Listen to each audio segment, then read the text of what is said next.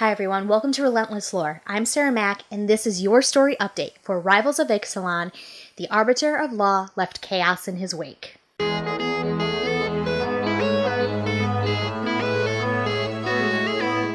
This story opens up with Huatli and Angrath racing through the jungle. Huatli stops Angrath by summoning a magic spell to have a dinosaur come out of the woods and just stomp him down. Just keep him pressed under the dino's foot. Enter Tishana and her clan.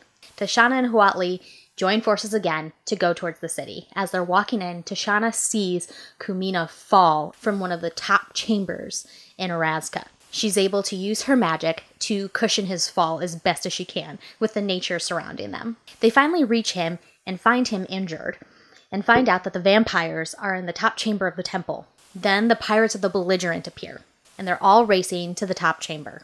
When they get there, Tishana, Huatli, Vana, and Mavrin are all fighting in this melee over the Immortal Sun. Suddenly they all hear singing and are distracted. They stop fighting until they are sieged by pirates. Once that happens, Angrath runs into the chamber, angry as ever, and jumps in too. And they're all competing for the Immortal Sun, with each laying a hand on it for its power. And Huatli, with her dino magic and this new power coursing through her, realizes that the elder dinosaurs have awakened.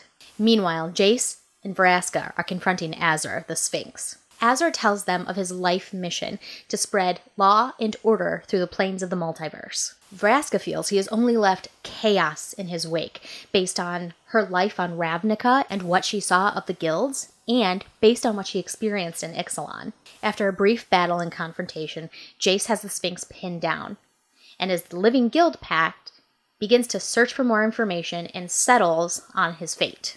Azor said he had a plan with a friend to trap one enemy on one plane. The plan was for him to imbue his spark into the artifact. That way it could cast a spell to keep planeswalkers from leaving the plane once they arrived, and then he and his friend would figure out how to get his spark back to get him off the plane. He said his friend failed and he never got the signal to complete the plan, but he succeeded, of course. Azor shares his mind with Jace and admits to trying to trap none other than Nicol Bolas. Jace, as the Living Guild Pack, sentences Azor to Useless Island for him to govern there. Vraska now realizes that Jace knows Bolas, and also wonders what would Bolas want with an artifact that traps planeswalkers.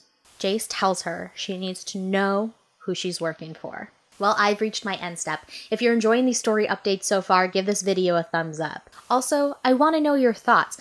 What do you think Nicol Bolas wants with the Immortal Sun? Let me know and leave it on the stack in the comments section below. Don't forget to subscribe while you're here and hit the bell. That way you get notifications every time we drop new content. And if you'd like to continue the conversation, follow me on Twitter, @RelentlessLore. Thanks again, Planeswalkers, and now I'll pass the turn to you.